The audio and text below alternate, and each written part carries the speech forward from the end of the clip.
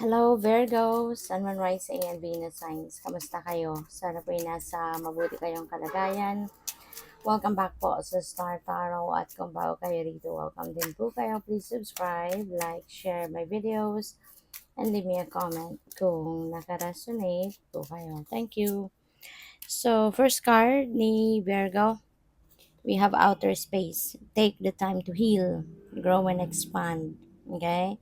Take time to heal. Kasi po pwede ng iba sa inyo dito hanggang ngayon, maaaring nandoon pa rin kayo sa shadow ng mga ano ninyo, mga hindi masyadong magandang pinagdaanan sa buhay. You know, that could be related to relationships, that could be related to other situations na maaring nagpapahirap, no, sa inyong kalooban, nagpapabigat ng inyong mga nararamdaman, yung ganon, no?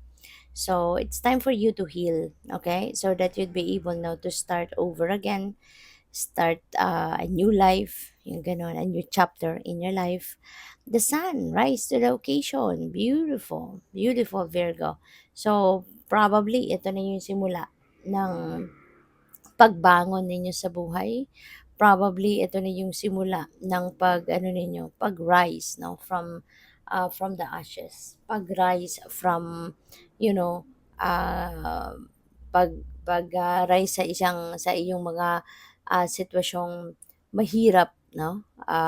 Whether it is in money, in your finances, or whether it is in family, you know, depende sa inyong sitwasyon. But this is the time na magiging maayos na or mas magi improve na ang inyong mga sitwasyon.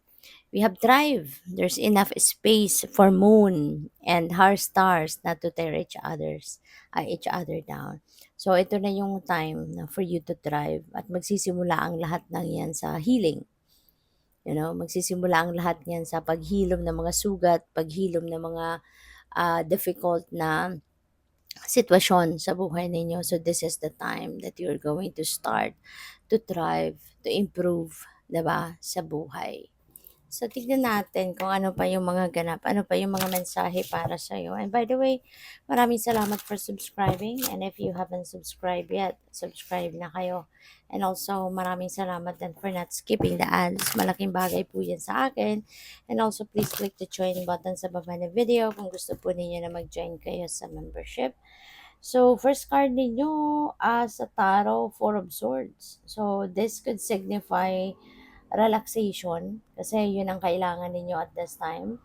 Kailangan ninyo magpahinga, kailangan ninyo ng breather, kailangan ninyo na mag-recharge, you know, mag-rejuvenate. Probably Virgo, no? Sa sobrang sipag ninyo siguro. Kasi ano kayo very hardworking, workaholic, no? Si Virgo. Kaya po pwedeng dahil sa trabaho ito, kaya kayo maybe feeling exhausted, no? Because of siguro pagsisikap at pagtatrabaho ninyo ng bonggang-bongga, yun na nga, 'di ba? Pagod na kayo. No, maybe you are super tired and exhausted.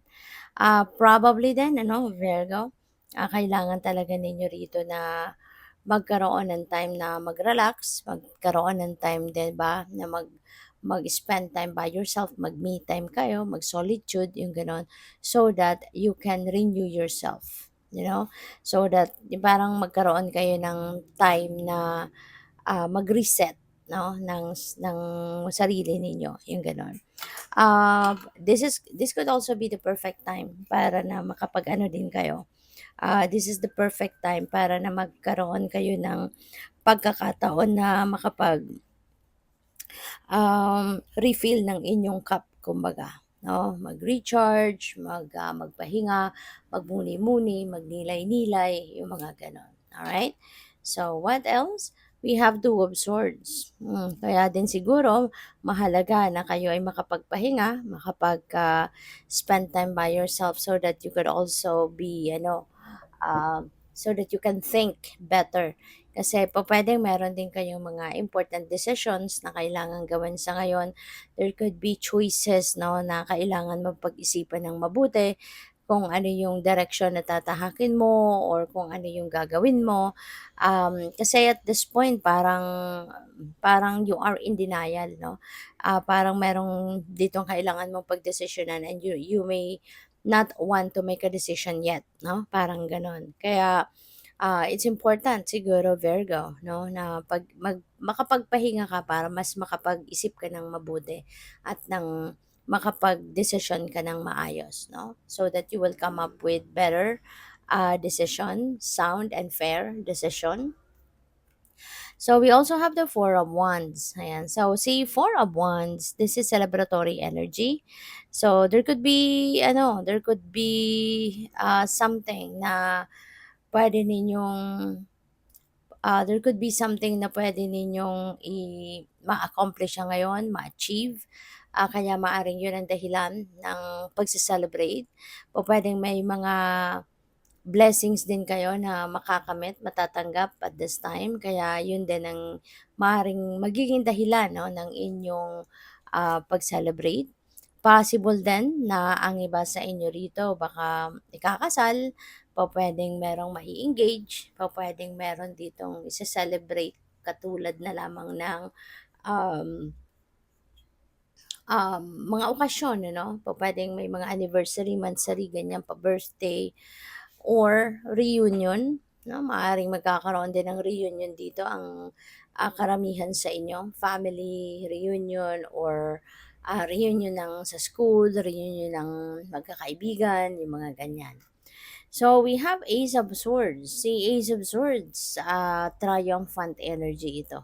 So definitely because you're going to rise to the occasion. So most likely meron kayo ritong siguro problematic situation na pinagdaanan at ngayon you are going to be celebrating kasi nga mapagtatagumpayan mo na to. You will be able now to solve problems at mapagtatagumpayan mo na kung ano man ang mga sitwasyon na ito na maaaring mapagtatagumpayan mo na ang mga sitwasyon na maaaring kinaharap ninyo, for quite some time at ngayon, 'di ba? You are going to rise from the ashes like phoenix rising. As in, you will be triumphant sa pagharap sa problemang ito. Magkakaroon kayo rito ng mga light bulb moment, magkakaroon kayo rito ng mga epiphany, there could be downloads of information, inspiration na siyang magiging susi para mapagdesisyonan mo ito ng maayos and mahanap mo yung solusyon sa mga problema. 'Di ba? Kaya you will end up successful sa pagharap sa hamon ng buhay na 'to. You will, claim your success, 'no? You will be triumphant, 'no, at this time. Kaya good luck sa'yo kasi kung ano man itong mga pinoproblema ninyo, mahahanapan mo na yan ng solusyon. So, good luck. Thank you for watching. Love and light. Namaste.